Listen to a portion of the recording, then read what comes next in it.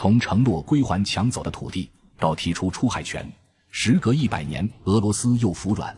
19世纪至20世纪初，沙皇俄国曾通过一系列不平等条约割占了中国大片领土，深刻地改变了中国的地理格局。苏联时期也传出过要把抢占的土地全部都还给中国，可这么多年过去了，这个计划都没有任何动静。如今俄罗斯对出海权的重新让渡和在远东对中资的引进，这一转变的背后究竟映射出了中俄关系的何种走向？今天就让我们来了解一下，观看中不要忘记点赞关注。1. 历史领土割让与中国边疆困境。1856年与1860年，晚清政府先后与沙俄签订《瑷珲条约》与《中俄北京条约》，将黑龙江以北、外兴安岭以南、乌苏里江以东及库页岛等超100万平方公里的领土割让。这片被称作外东北的土地，自唐代起便属中国疆域。如今这些区域已划归俄罗斯远东联邦区，涵盖阿穆尔州、哈巴罗夫斯克边疆区、滨海边疆区、犹太自治州及萨哈林州。2次领土割让使中国丧失日本海出海口，东北的黑龙江、吉林2省被迫转为内陆省份，原本经黑龙江、乌苏里江通航的东北水运体系彻底瓦解，转而依赖成本高昂的陆路运输。位于远东南端的海参崴曾是中国东北的战略要冲，其天然不动港特性与扼守日本海入太平洋的咽喉地位，使其成为抵御北方威胁的天然屏障。该港如今仍是俄罗斯向亚太输送能源的核心枢纽，其丧失直接导致中国东北物流成本激增，战略纵深大幅压缩。1919年，苏维埃政权发布《加拉罕宣言》，承诺废除沙俄时期不平等条约并归还侵占土地。但1922年苏联成立后，该宣言被彻底推翻，沙俄时期领土主张得以延续。直至1991年，中俄通过协商恢复图们江下游出海权，然而河道淤积与大桥高度不足等问题仍严重制约大型船舶通行。2. 出海权与远东开发的地理博弈。在上海合作组织、金砖国家机制等多边合作平台上，中俄展现了在政治与安全领域的深厚互信，共同搭建起解决历史遗留问题的桥梁。两国对远东地区的开发及资源管理有着共同的战略考量，该地区不仅自然资源丰饶，更占据着举足轻重的地缘战略要地。通过合作开发，中俄不仅能实现资源的高效利用，还能在全球经济版图中占据更有利的位置，增强国际竞争力。东北地区作为中国工业的摇篮，虽坐拥丰富的自然资源与坚实的工业基础，却因地理位置的局限，经济发展面临一定挑战。当前中俄正合力推进图们江下游航线的开发，这一举措不仅体现了双方在经济合作上的高度默契，更是战略协作的深化体现。近年来，中俄合作重点转向了出海权与远东资源的深度开发，包括将海参崴打造为中俄内贸的中转枢纽，以及黑龙江至中俄油气管道的贯通等。而中俄朝三方协议图们江俄朝新公路桥的建设是重要的项目。原有的图们江俄朝友谊铁路桥自1959年建成以来，虽连接了俄罗斯哈桑与朝鲜罗金，但桥身低矮，仅允许小型船只通行。2023年，俄罗斯决定拆除旧桥，转而建设一座符合国际航运标准的跨江大桥。2025年5月，俄朝新公路桥将正式动工。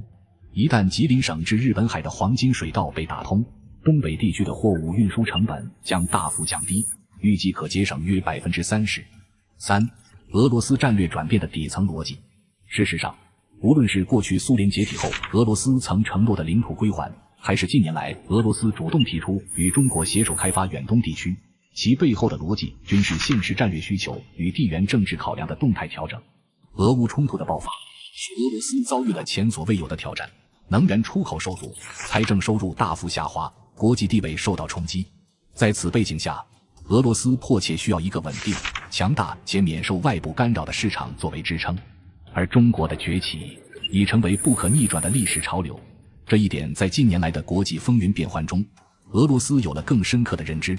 俄罗斯选择以远东地区为合作支点，通过推动图们江开发、黑瞎子岛共建、海参崴合作，以及能源管道建设、矿产资源开发、基础设施建设等多领域合作，不仅旨在通过共同利益深化与中国的战略伙伴关系，更希望将地缘优势转化为经济动力，从而集中精力应对美西方的战略围堵。另外，俄罗斯向东看的战略意图愈发明显。远东地区作为中俄接壤的前沿地带，蕴藏着丰富的自然资源，是开发的黄金地带。通过引入中国的产业和技术，俄罗斯能够有效弥补自身在远东开发上的短板。未来中俄在远东的深度合作，不仅将增强俄罗斯在东北亚的战略影响力，有效对冲美国的印太战略，还将为我国东北地区的全面振兴开辟新路径。东北亚的安全格局与地缘经济版图也将因此发生深刻而积极的变化。中国超大特大城市纷纷开始扩建第二高铁，谁才是最大受益者？高铁一响，黄金万两。继沪杭第二高铁获批后，深圳亦紧锣密鼓推进广深第二高铁南延段规划。细观地图就会发现，京沪、成渝等一线都市均已步入双高铁并行的繁荣新纪元。今天就让我们来了解一下，观看中不要忘记点赞关注。一、为什么要建第二高铁？10年前铺设的高铁骨架，如今正面临前所未有的运营压力。作为全球列车开行密度最高、客流量最饱和的线路之一，京沪高铁以4分钟一班的发车间隔，将高铁服务推向了准地铁化运营的新阶段，却仍难以满足汹涌的出行需求。历经10余年发展，我国已构建起8纵8横高铁主通道，京沪、广深、成渝、沪杭等核心干线早在2010年前便已贯通。但现实困境在于，中西部高铁主干线长期处于超负荷运转状态，而经济活跃、人口稠密的超大城市群间，高铁运力缺口持续扩大。特别是在春运、节假日等高峰期，干线高铁一票难求已成为常态，跨线列车的叠加运行更是运力紧张雪上加霜，速度升级成为破解困局的关键。当前全国时速350公里的高铁线路占比不足30%，而更高速度的探索已提上日程。即将投运的成渝中线高铁将首次实现400公里时速运营，标志着我国高铁正从200公里级向350公里级跨越，400公里时代指日可待。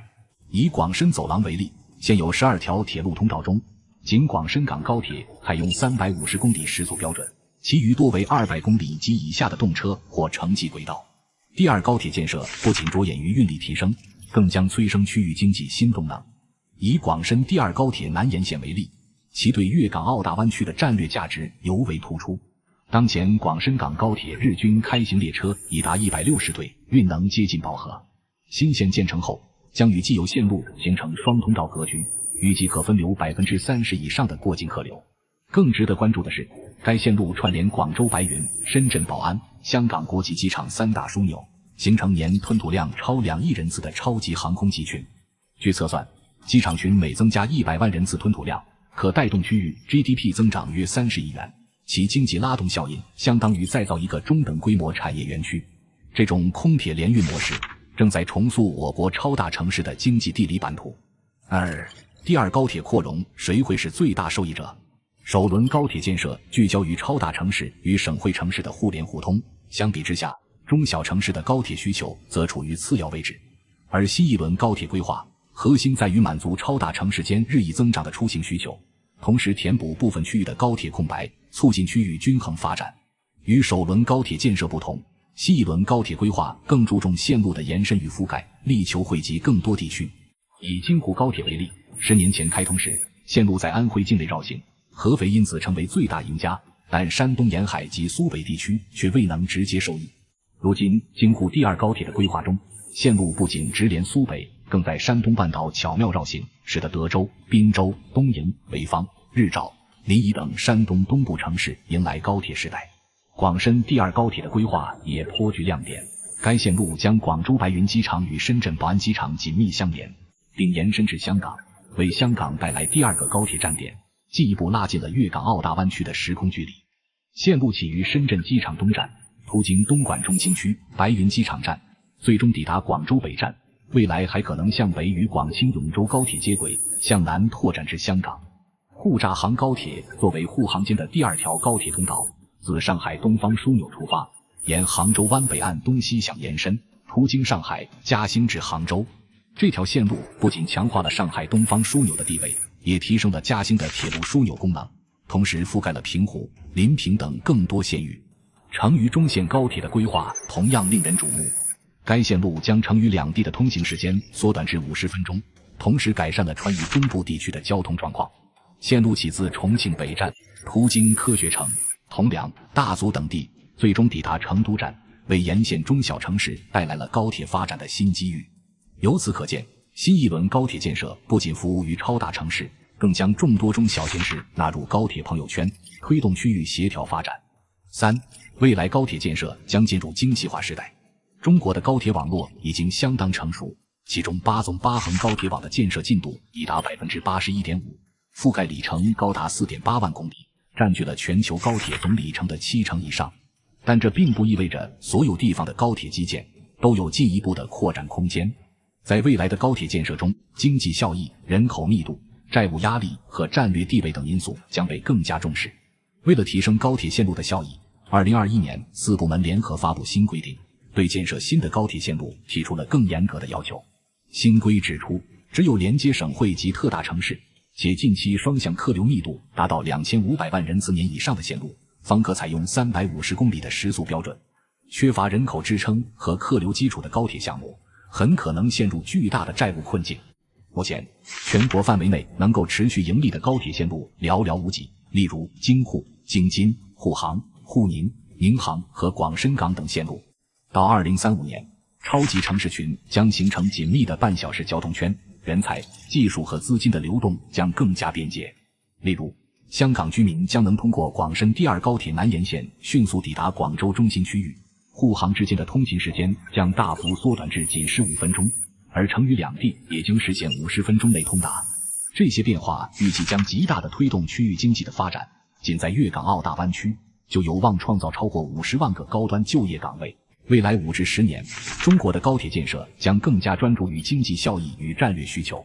超大城市间的第2高铁网络将成为拉动区域经济增长的重要动力。这些不仅是交通项目，更是促进区域协同进步的关键纽带。距菲律宾80公里，被强占数十年的蓬勃暗沙，中国借大风巧妙收回。众所周知，我国的国土面积达960万平方公里，排名世界第3。总是有一些国家觊觎我国的领土，例如越南和菲律宾就是典型的例子。20世纪70年代，蓬勃暗沙因一场台风被越南抢占，30多年后也同样因一场台风被夺回，这是怎么回事呢？今天就让我们来了解一下，观看中不要忘记点赞关注。1. 蓬勃暗沙的地理位置。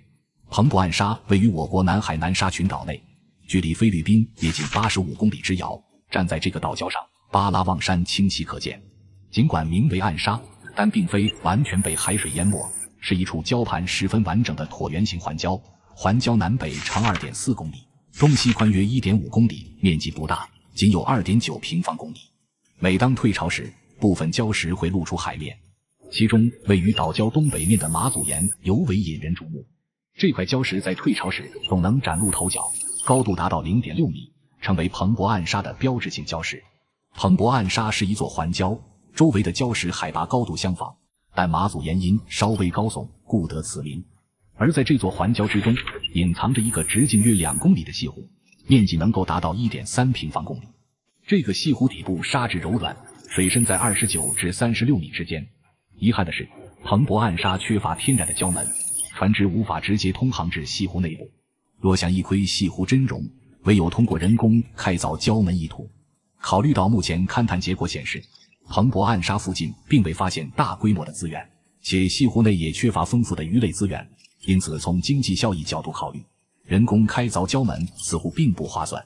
所以想要探访蓬勃暗沙，仍需借助小船。相较于那些拥有天然礁门的岛礁，前往蓬勃暗沙确实稍显繁琐。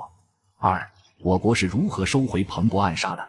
？20世纪70年代以前，南沙群岛的多个礁盘，包括蓬勃暗沙在内，曾一度处于台湾的控制之下。在1974年，一场猛烈的台风席卷而来，驻守在敦谦沙洲的守军为避风头，紧急撤退至太平岛。这一空档，越南方面趁虚而入，派遣渔民和军队强行占据了敦谦沙洲。蓬勃暗沙亦未能幸免，同样遭到了越南的侵占。为稳固对蓬勃暗沙的非法控制，越南迅速在礁盘上构筑了高脚屋及一系列军事设施，并长期派兵驻守，意图将该岛礁打造成坚不可摧的堡垒。这使得收回岛礁的任务变得愈发棘手。在数十年后的局势出现了转机。进入21世纪初，蓬勃暗沙再次遭遇了一场肆虐的台风。这场天灾对越南在岛上的设施造成了毁灭性的打击，驻军生存环境急剧恶化，不得不撤离至更安全的地带。我国敏锐地捕捉到了这一战略机遇，一支船队顶风冒雨，将大量砂石和建筑材料运抵彭博暗沙。我国在原有越南设施的基础上，迅速加固了岛上的基础设施，为长期驻守奠定了坚实基础。到了2021年，我国更是派出多艘军舰，运送浮漂和支柱等材料，对彭博暗沙进行了大规模的扩建，彭博暗沙便牢牢地掌握在我国手中。面对中国成功收复彭博暗沙的事实，越南方面自知无力回天，反应相对平静。但出乎意料的是，菲律宾却突然跳了出来，对中国收复岛礁的行为提出抗议。他们声称，彭博暗沙距离菲律宾本土仅85公里，应属于菲律宾领土。对于菲律宾的无理抗议，我国并未予以理会。毕竟，若以距离远近来判定领土归属，那么整个东南亚地区恐怕都将归属我国，因为这些地区与我国都相距不远。时至今日，彭博暗沙依然稳稳地掌控在我国手中，成为我国南海权益的重要支撑。3. 彭博暗沙的战略价值。从地图上看，彭博暗沙与菲律宾巴拉望岛仅一水之隔，站在岛礁顶端，巴拉望群山轮廓清晰可见。该岛礁扼守巴拉望水道西侧咽喉，这条水道是南海南北航线必经的黄金水道，向东南延伸190公里，便是连接苏禄海与南海的巴拉巴克海峡。该海峡位于加里曼丹岛与巴拉巴克岛之间，是南海航线与南华水道交汇的战略要冲，也是我国通往太平洋及澳大利亚等地的海上生命线。值得关注的是，这里同时处于美国第一岛链的关键节点。美方去年宣布将在巴拉巴克岛扩建军事设施，意图通过监控海峡船只动态，强化对南海周边海域的军事存在。彭博暗沙的地理位置尤为特殊，其礁盘结构完整，具备开发建设潜力。若实施吹填工程，可打造为南沙群岛重要的物资中转枢纽和战略支撑点。该岛礁周边交织着南华水道等多条重要航线，建成后辐射范围将直抵巴拉巴克海峡，形成对美菲军事部署的有效制衡。我国边境线的又一条战略大通道新藏铁路的规划建设，战略意义巨大。19年前青藏铁路横空出世，结束了西藏无铁路的历史，铸就了工程领域的辉煌篇章。5年前川藏铁路也破土动工，总投资逾3000亿，它穿越险峻的横断山脉，被誉为世纪工程。而今新藏铁路也已从规划变为现实，成为我国进藏通道中的又一重要里程碑。今天就让我们来了解一下，观看中不要忘记点赞关注。1. 修筑于世界屋脊之上的新藏铁路。新藏铁路的建设无疑是一项浩大的工程，据专业机构估算，其单公里造价高达约2亿元，若按2000公里计算，总投资或将突破4000亿大关。如此高昂的成本源于其施工环境的极端恶劣，高海拔、复杂地形地貌让建设难度倍增。新藏铁路的设计在众多专家眼中堪称大胆。它自新疆和田启程，沿提兹纳府河深入昆仑腹地，然后经日土、噶尔、巴嘎、仲巴、萨嘎、佩库措、定日、定杰、萨迦直至拉萨，全线约2000公里，设计时速介于120至160千米之间。这条线路的开通意味着火车将穿越昆仑山、喀喇昆仑山、冈底斯山及喜马拉雅山脉等无人区与永冻土带，直抵西藏拉萨，其平均海拔逾4500米，堪称为天路。2. 新藏铁路途径地区的经济发展。和田市地处新疆维吾尔自治区和田地区中部，是该地区名副其实的政治、经济与文化枢纽。它坐落于昆仑山与塔克拉玛干大沙漠的怀抱之中，总面积达685平方公里。近年来，和田市依托其得天独厚的地理位置与资源，大力发展特色农业、手工业及旅游业。闻名遐迩的和田玉不仅为当地带来了声誉，更催生了玉石加工、销售等产业链的蓬勃发展。红枣、核桃等特色农产品也借助电商等新兴渠道畅销全国。2023年，该市地区生产总值高达140.8亿元，同比增长 3.9%。日土县地处阿里地区的最北端，是新疆通往西藏的北大门，其面积略超宁夏，却稍逊于重庆，达 7.7 万平方公里。这里平均海拔4300米，被誉为世界屋脊的屋脊。尽管常住人口稀少，仅有 1.1万余人，但当地农牧业发达，白绒山羊更是特色产业。日土山羊绒制品以其细腻质地、优良保暖性及柔滑手感，在国内外市场上备受追捧。目前，该县已构建起完善的产业链。2023年日土县地区生产总值 9.03 亿元。噶尔县地处西藏边境，总面积高达 1.8 万平方公里，与印孔克什米尔及日土县等地相邻，是阿里交通要冲。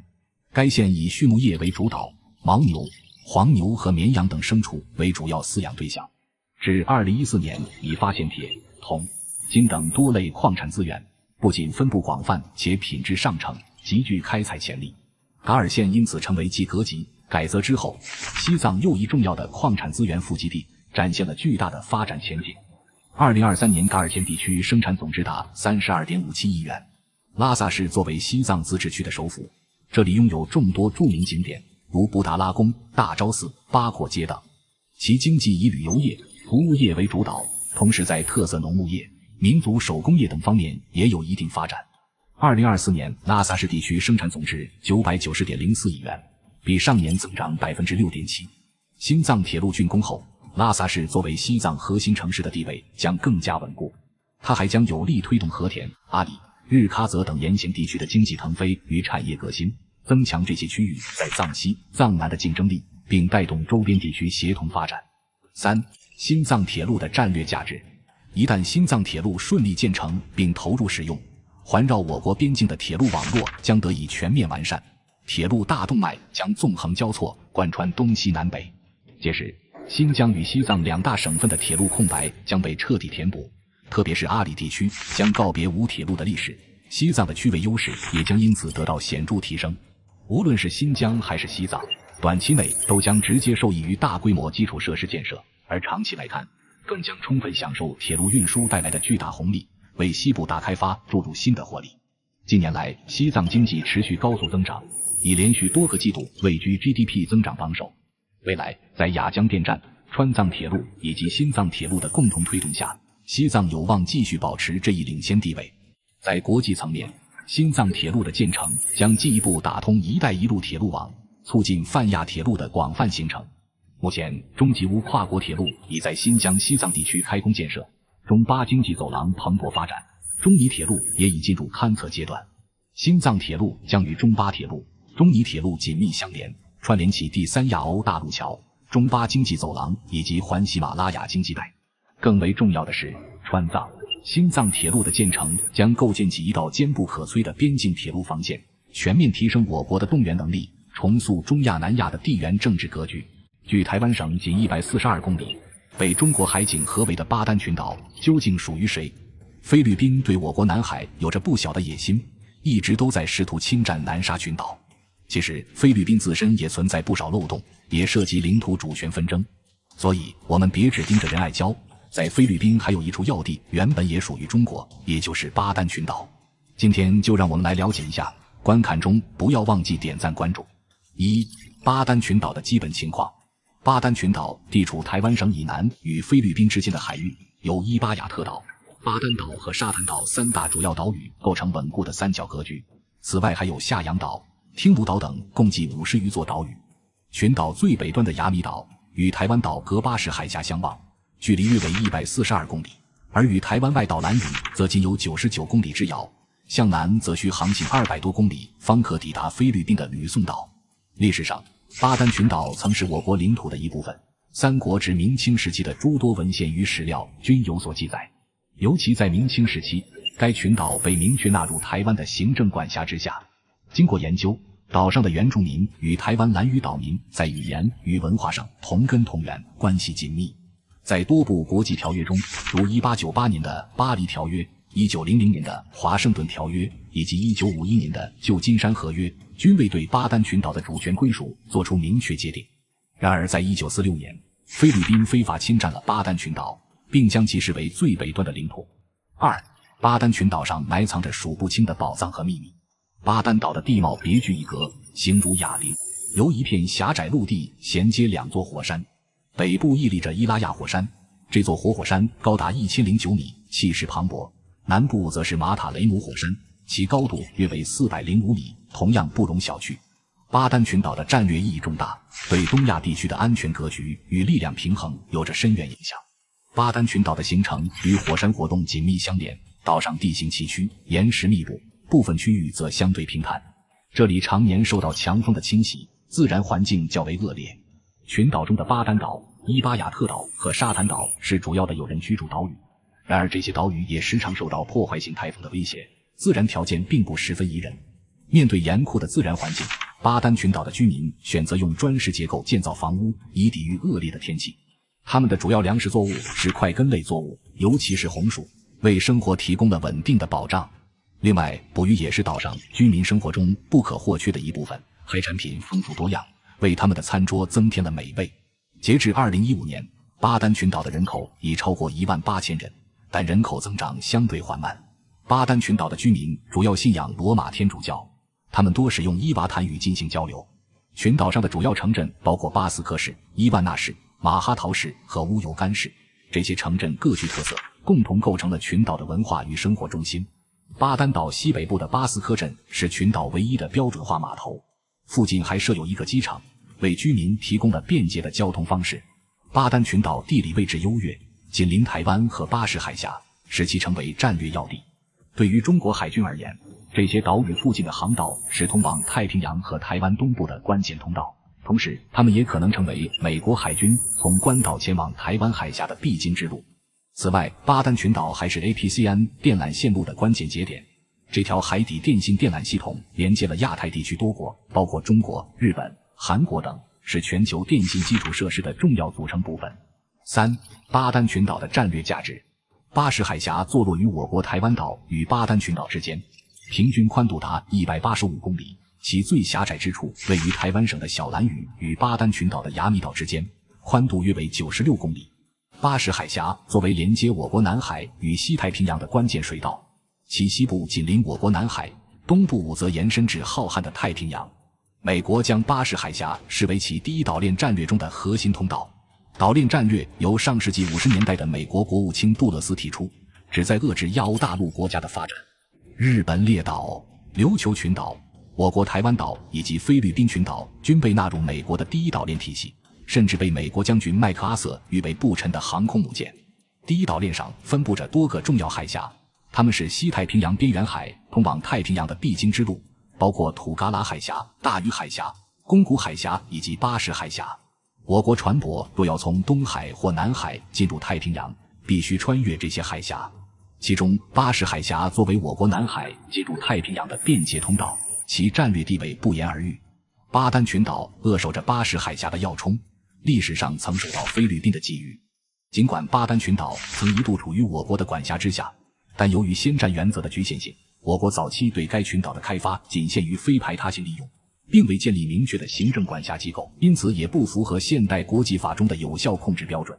所以，从严格意义上讲，并不存在巴丹群岛是否回归中国的问题。然而，菲律宾对巴丹群岛的归属权同样缺乏充分的法理和历史依据。美俄会谈后，特朗普表示俄乌可能会有零和循环，这是靠谱吗？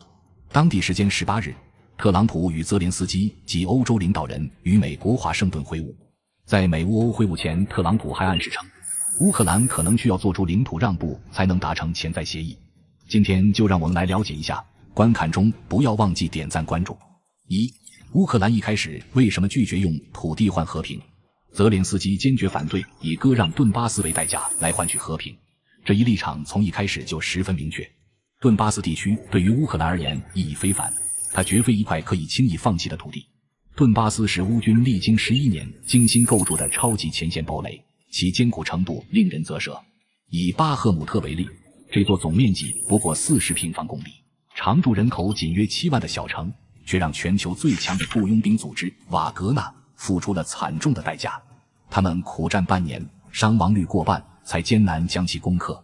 而红军城这座约30平方公里、常住人口6万的小镇，更是让俄军集结了16万兵力，苦战1年之久，至今仍未完全拿下。在这两座小城镇的背后，还矗立着克拉马托尔斯克和斯拉维扬斯克这两座超级堡垒。他们从2014年开始就是乌军在顿巴斯的前线指挥部，战略地位至关重要。俄军至今连这两座城的城门都未曾摸到，其坚固程度可见一斑。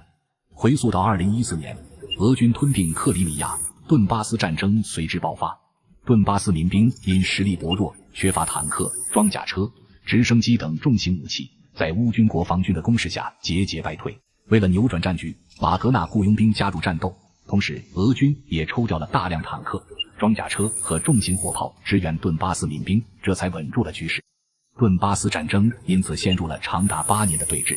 在这8年里，顿巴斯民兵主要占领了顿涅茨克市，而乌军则退守斯拉维扬斯克。斯拉维扬斯克逐渐成为了乌军在顿巴斯的行政和军事中心，而克拉马托尔斯克则与其互为犄角，相互拱卫，形成了坚不可摧的防线。